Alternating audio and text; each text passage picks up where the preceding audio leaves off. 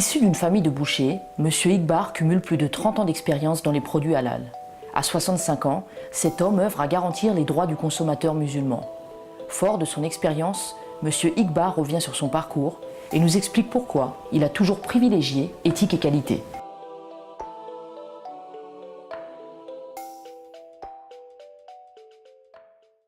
J'ai choisi le métier pour faire des produits qualité pour les musulmans.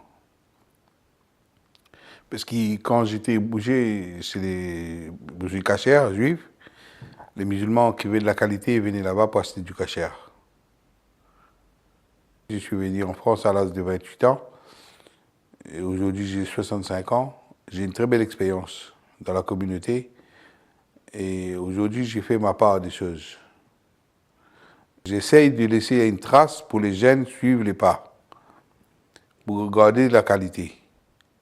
Quand j'ai démarré, j'étais seul avec un ouvrier. Aujourd'hui, on est à 2 avec 20 ouvriers.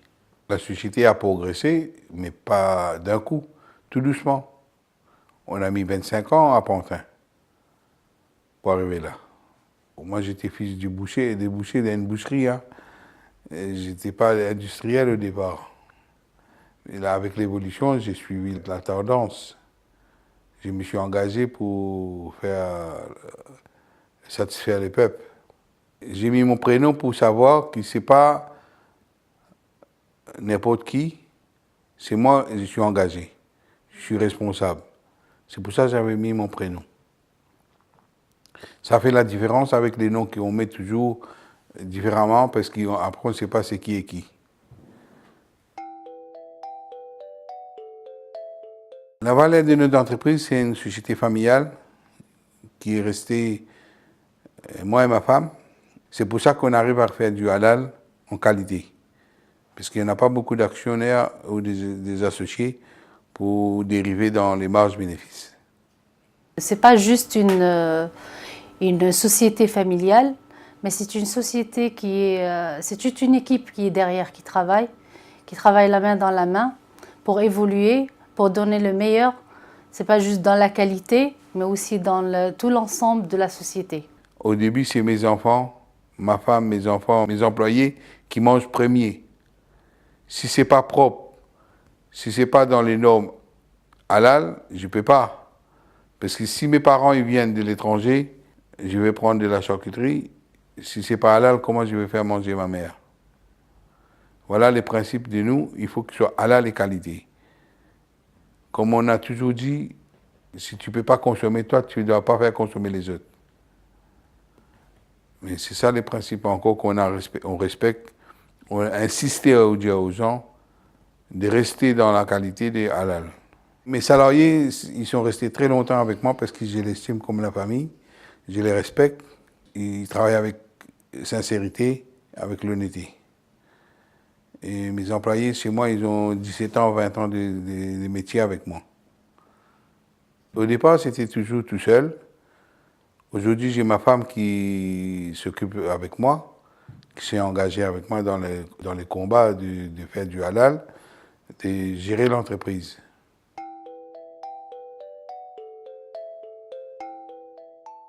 Vous savez, pour faire les combats sans VSM, ça fait trop longtemps qu'on a mis ça sans VSM, sans colorant. Mais les gens font semblant de ne pas comprendre. Ce qu'aujourd'hui, ils ont fait semblant de ne pas comprendre pour acheter des bas prix.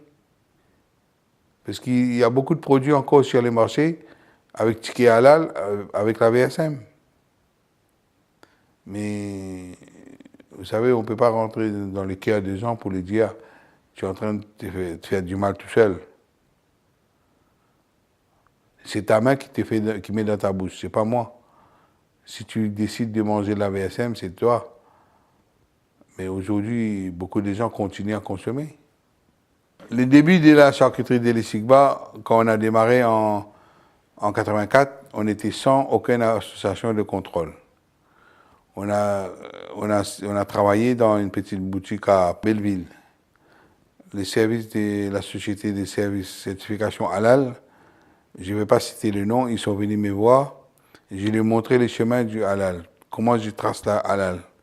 Ils ont monté une association lucrative, ils ont resté 5 ans avec moi. Après 5 ans, ils ont commencé à cautionner la VSM.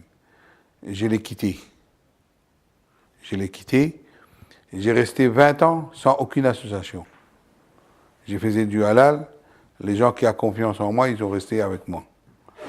Après 20 ans que je faisais sans certification, les clients qui ont des sandwicheries, des pizzas, ils posent la question, quitte les certifications. Il faut prendre la certification. C'est là que j'ai choisi les certifications Ashahada. Ashahada, c'était des gens que je connais longtemps, qui étaient déjà dans les services de contrôle, des certifications halal. Et c'est pour ça que j'ai accepté Ashahada. C'est pas, le Ashahada, il certifie la viande. Chez moi, je suis déjà une société musulmane qui fait du halal. Il certifie pour les clients finaux. C'est les clients finaux qui demandent d'être certifiés par Ashahada pour leur commerce. Moi, en réalité, j'ai fait du halal. C'est moi qui apprends ces gens-là halal.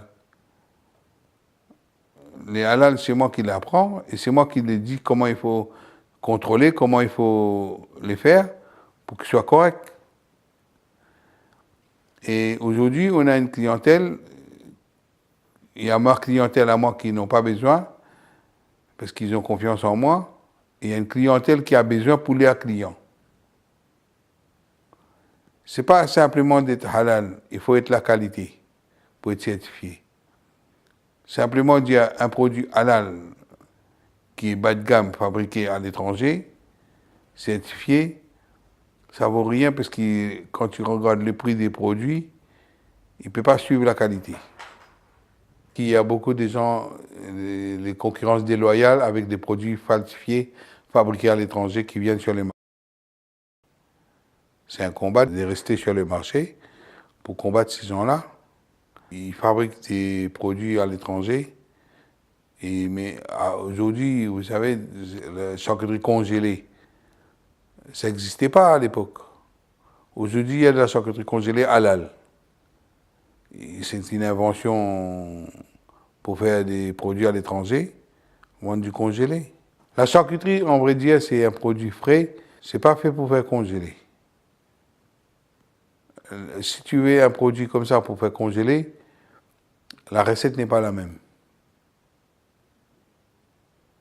Et pourquoi les gens en France ne peuvent pas les faire? Parce que les services de fraude n'acceptent pas. C'est pas la ligne. Pour nous, c'est ça les concurrences déloyales. Et pourquoi les peuples ne sont pas renseignés? Parce qu'on n'est pas dans les grandes surfaces. Il faut beaucoup de moyens pour rentrer dans les grandes surfaces. On n'a pas les moyens pour rentrer dans les grandes surfaces. C'est pour ça qu'on n'est pas connu. On est connu pour les gens qui veulent connaître.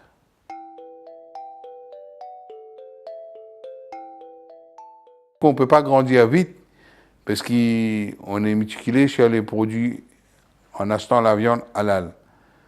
Des fois, on arrive, on n'a pas ce qu'on a besoin dans les halal.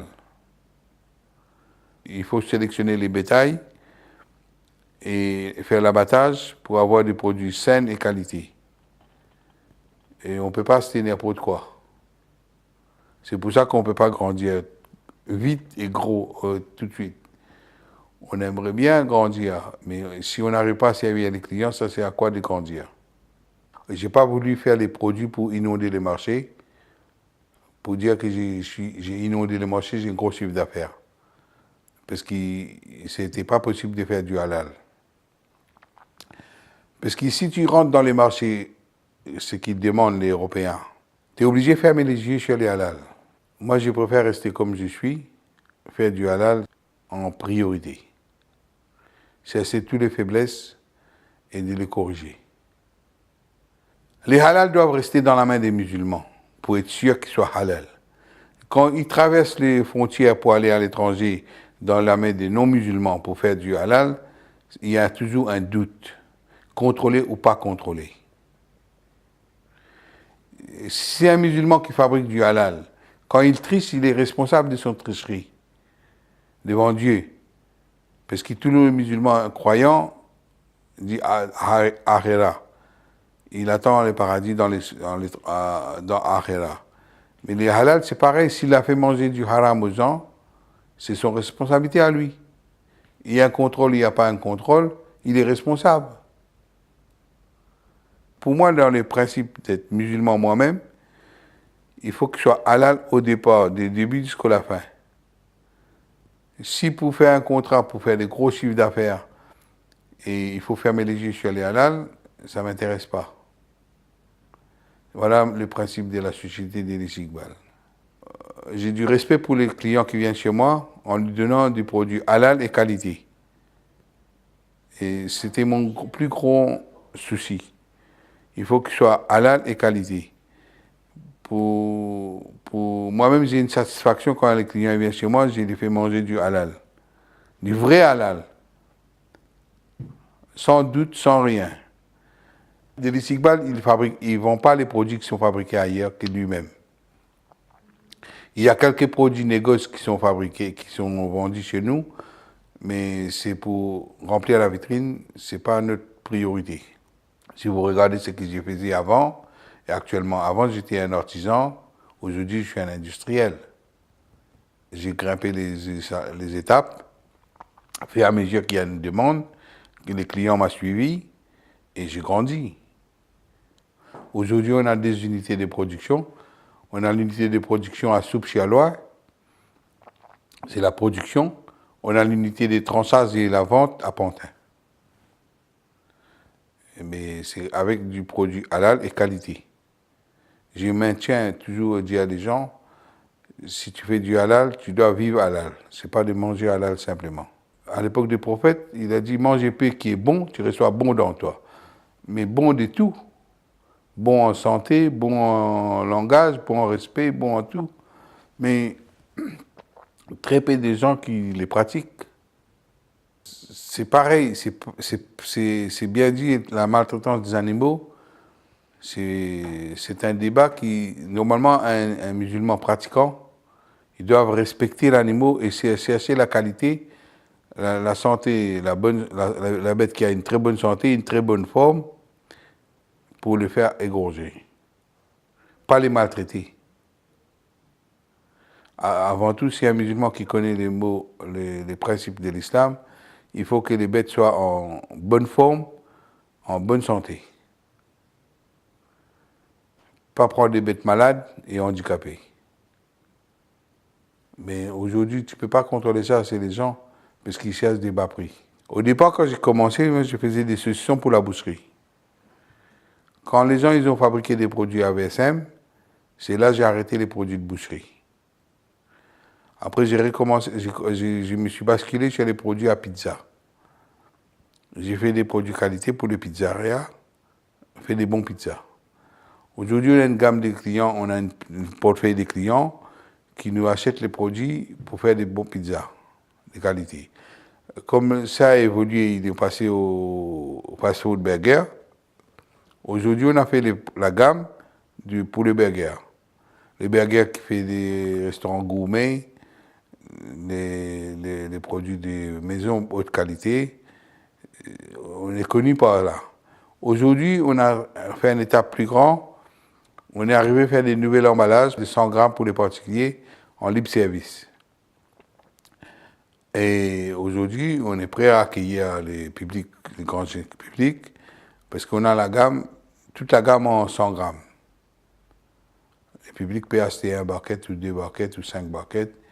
Il a des produits à 100 grammes. Il n'est pas obligé d'acheter par boîte de 1 kg. Aujourd'hui, on a lancé des produits que le public peut commander aussi par e-commerce. Il peut passer des commandes et venir chercher. On est ouvert à tout le monde. On a même mis un site internet en place pour vendre par e-commerce.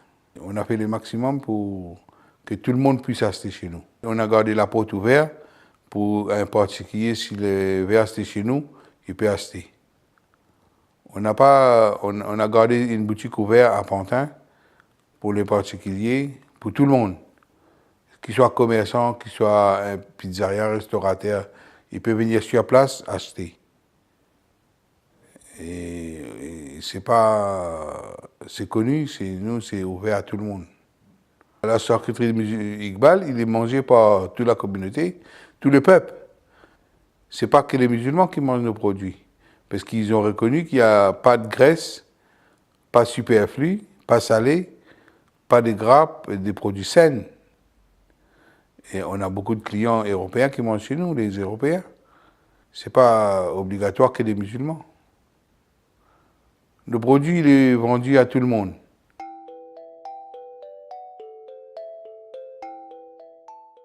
La génération de peuple a changé. Ils ont un pas évolué, modernisé. La façon de manger, ils ont changé. Ils suivent les tendances du marché. Mais pour avoir une très bonne santé, parce qu'aujourd'hui, quand tu regardes les gens dans le passé, la santé était fragilisée parce qu'ils ont été mangés n'importe quoi, parce qu'ils cherchaient l'économie.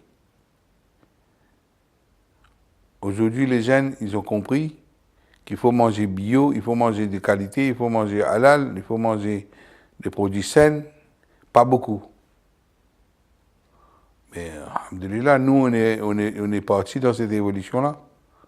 Mais grâce à Dieu, depuis aujourd'hui, tout ce qu'on a commencé à faire, on a bien fait. Parce qu'on a fait précisément avec respect et qualité. J'estime que je suis arrivé au top de mon savoir-faire. Alhamdoulilah, j'ai resté dans le droit chemin et resté manger halal. J'insiste pour faire comprendre aux gens, il y a beaucoup de gens qui ne fabriquent pas. Ils ont donné la fabrication à des Européens qui n'ont rien fait avec du halal. Notre concurrent, c'est ça. À part ça, on n'a pas de concurrent. Parce que j'estime que je n'ai pas de concurrent. Parce que la gamme que j'ai fait, c'est différent avec les autres. Et j'estime qu'on n'est pas cher, nos produits n'est pas cher pour la qualité qu'on donne. Je n'ai pas copié les autres pour faire les pas chers, les bas de gamme. Le secret, c'est cette persévérance, c'est être ponctuel, c'est d'avoir toujours respect des clients. Tous nos clients, qu'ils soient petits ou grands, c'est nos clients. On les doit de respect. La recette, le savoir-faire. Et d'être honnête avec soi-même, pour pouvoir être honnête avec Dieu. Voilà le secret de M. Iqbal. C'est la société qui résonne dans cet esprit-là. C'est d'être honnête avec soi-même pour pouvoir être honnête avec Dieu.